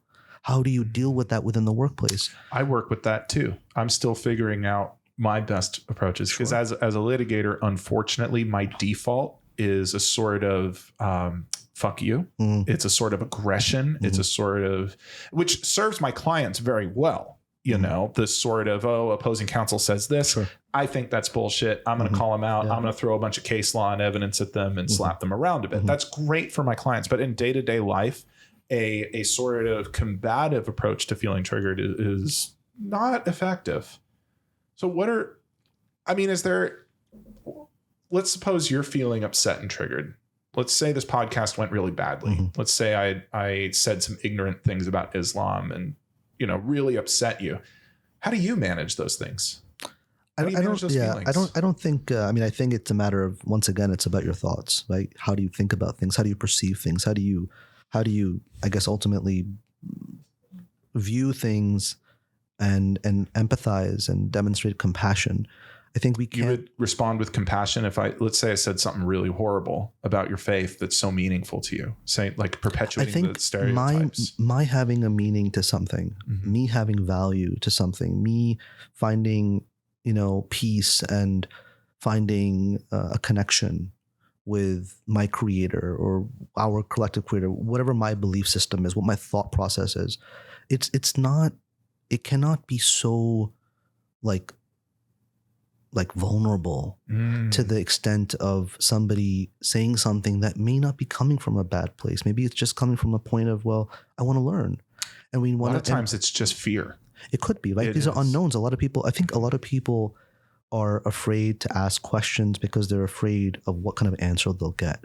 And I think we need to make sure that safety, right? I mean, if you feel comfortable speaking with me, if you feel comfortable communicating with me about things that you don't know about and you want to know, and maybe you're curious about it. Maybe you maybe saw somebody that looked a little bit, aggressive and you didn't want to trigger them and get a bad response. So I think we need to actually nurture that within all places and all people that, not everybody is equipped with knowledge of everything, and be humble to that fact that we don't know. No one is. We don't know. And it's okay. I mean, obviously we shouldn't be insulting anyone. And sometimes, there are microaggressions that come at play, but you have to look at the context. You got to look at the variety of perspectives that exist to see whether or not is there some kind of prejudice that exists? Is there some implicit bias? Yeah. And I think that not everybody's equipped to do that, but I think that, I think when we're talking about faith and we're talking about certain belief practices that I have, that's something that is very personal to me. But to no way is it something that I would be insulted with by somebody making a statement that might be meant to be insulting or not. Because that's a tough situation. Yeah, it is. It sounds like you're almost asking the victim of ignorant, stupid behavior to take the high road. Like, hey, it's not even taking you got to be the bigger person. I mean, I think listen, if it's something about, I don't really think that there's this video that I saw where this guy, and I love that video so much. He's like, listen, those people that we talk about, like they may have taken the high road, but they were like, that was Jesus. I'm not Jesus. This is me. I'm going to respond. I'm going to come back. And so that being said, I think there's always going to be a certain boundary where if there is an intent, if there is something that is at the thought process that one can identify as being somewhat more meant to trigger an emotion, then that emotion is going to come out nicely.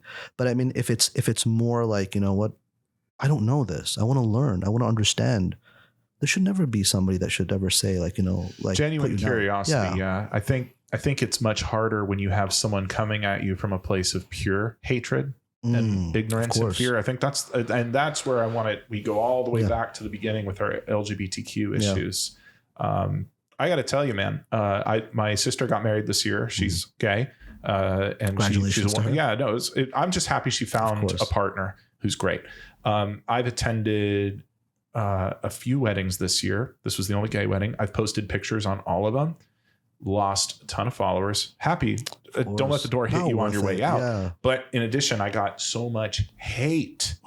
And it's this violent, fearful reaction that, candidly, it's hard to figure out how you respond to that. Now, in the social media space, my response is no response, maybe a block. If you caught me on a bad day, I might give you a snarky remark.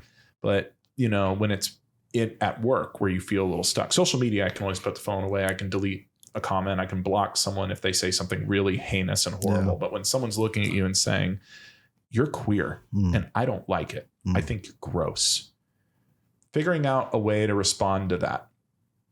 I don't think that person is going to be open-minded or willing to learn or come from a place of curiosity. I think they're afraid of what a different lifestyle means. I think they're afraid of what that lifestyle means for their community. I think they're coming from a place of ignorance. But when you're under attack, I don't like you because I think your lifestyle is gross and I think your identity is gross. I think ultimately it has to come from what you mentioned before. I really liked the way you phrased it, where you have to be mindful of your thoughts. Because ultimately what a person says to you, it typically doesn't matter unless it actually infects your mind and starts affecting you. Because, a lot of times words can be just words. How do you police those thoughts? How do you control the thoughts that you're allowing your brain to indulge in when you're under attack like that? I think, if you're being attacked and there's you got to defend. You got to defend. There's no question about that in my mind. I think that, if somebody's attacking you from a space of ignorance or hate, it's, you can either walk away from that situation and look at the bigger picture and say, listen, there's no point in spending the energy trying to educate somebody about how dumb they are, because there's no value in that. And there's no time and they're not going to listen. And if there's somebody that's really, truly going to listen to you and hear you out, because if they see you that way, it's really unlikely that they want to even speak to you. They just want to demonstrate all that's built in within them. A lot of that, a lot of people have a lot of stuff that they're just transferring from what they've learned. Their learned behaviors. Just emotion dumping too. Yeah, there's a lot of it. It's a mix. Punching bag for them. It could be. Yeah. It could be also that they've seen that. Maybe their parents or somebody that they knew that they really cared about made these type of comments, and they're just passing on that insecurity and spreading that fear. And I see that often. I see that often. And I think a lot of times when you're talking about, people that comment on their videos, and a lot of times you're like, oh, just leave that job. Don't speak up for yourself. If you complain, you're going to get fired. Just leave, just walk away. I think sometimes it's an option. Sometimes it is sometimes an option. I think that when it comes to your mental health, you got to prioritize that. And that's the simplest way to kind of make sure that your priorities are straight. If it hurts you, don't hurt yourself. If you can find a way to get help through a mental health professional, and you can get a legal professional in the mix, and you think that they might be able to hold them accountable, do it. Absolutely. And legal professionals are more accessible than people think. I think another myth I see is I can't speak to therapists. I wish it was more accessible. I don't know what the deal is there, but for legal professionals, you don't have to pay hundreds of dollars an hour to get an employment lawyer.